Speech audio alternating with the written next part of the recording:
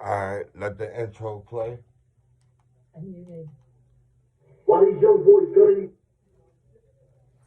Hold on, give it a second. each other down in the street? Where's all the uncles at? Why these young boys is gunning each other down in the street? Where's all the gangsters at?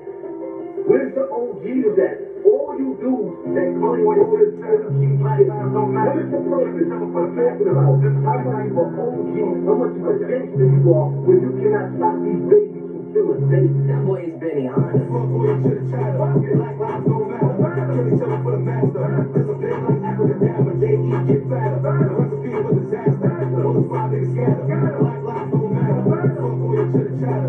Black lives don't matter. Kill each other for the master. There's a big like African damn, but they eat get fatter. The recipe of a disaster. Bullets fly, niggas scatter. Black lives don't matter. Who Blicky or Joe? Shit don't matter the parole. I was gang, never gang bang. I was always fucking dope. The big homie, he was slow. I was always gonna go. They was jealous of the flow.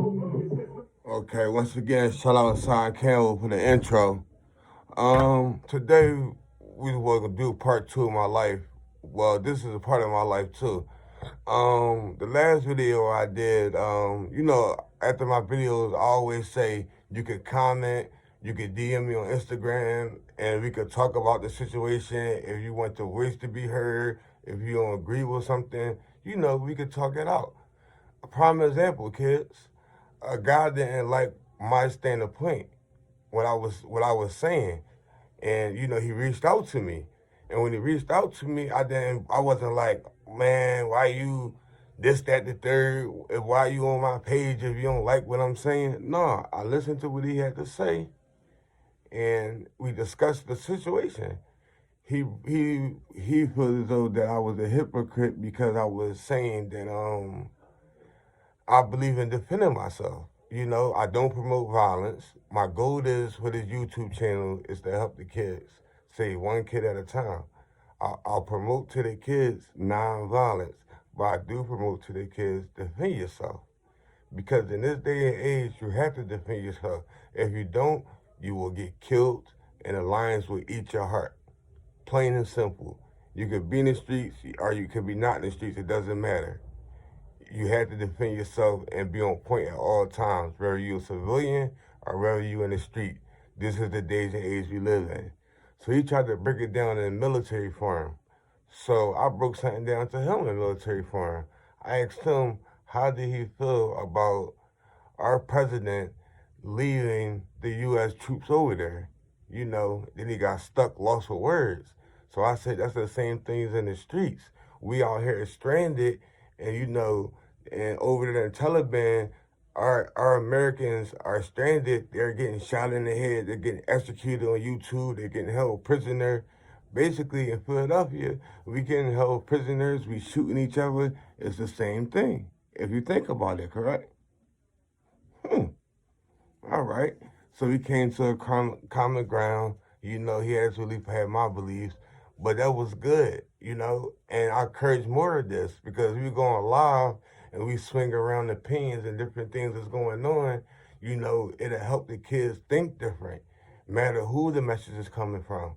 If they're hearing different methods and different things to keep them out of trouble and just can watch us on YouTube for like 30 minutes, 40 minutes. That's keeping them out of trouble. Okay, man. Part two of my life, when I moved to Virginia, I got into that fight and it gave me malicious wounding and I got 5-year bit. I did the whole 5. Then I went to a program called Crownsville, Maryland. There's no longer open because, man, I'm not even going to get into the things that was going on in there. Like, it was crazy, bro. It was survival mode. It was in Annapolis, Baltimore. Then after that, I got into a halfway house in Severna Park. If anybody familiar with Pasadena, it was in Severna Park. And then it was a Rite Aid up the street from me. So I walked up there, fresh home, whatever like that. I met this lady from New York. She was actually the manager. And I still talk to her to this day. Her name is Jeanette. I call her Boss Mom. She gave me a shot. Like, remind you, I'm just coming home with a rack of felonies, in a halfway house, and she gave me a chance to work. and I worked at the Rite Aid for a year. Then I graduated from that and worked at Royal Farms. So then I was working two jobs. I would work Rite Aids during the morning, and then at nighttime and overnight, I would work at Royal Farms. That's how I met my ex-wife at Royal Farms. She came into Royal Farms one day, and matter of fact, she came to Rite Aid one day. That's what happened. She came into Rite Aid one day, and she was back there at the medicine cabinet, looking for some medicine. And, I came out there real smooth, whatever the case may be, and then we hit it off, and that was that. We're not together anymore, but we was together for 10 years, so it was a good run. But we just became toxic for each other, just to keep it all the way 100. But we co-parent, we take care of our kids. And speaking of kids, my kids still live in Florida. They're coming down next month. Then after that, I'm going to Florida to see them. So I still keep in contact with my kids. I still take care of my kids. My kids need anything, they call me, they get it. Anything. As long as they doing good in school and listen to their mom, they get anything from me. So, then me and my ex, we had a kid. We had LJ first in Virginia. You know what I mean?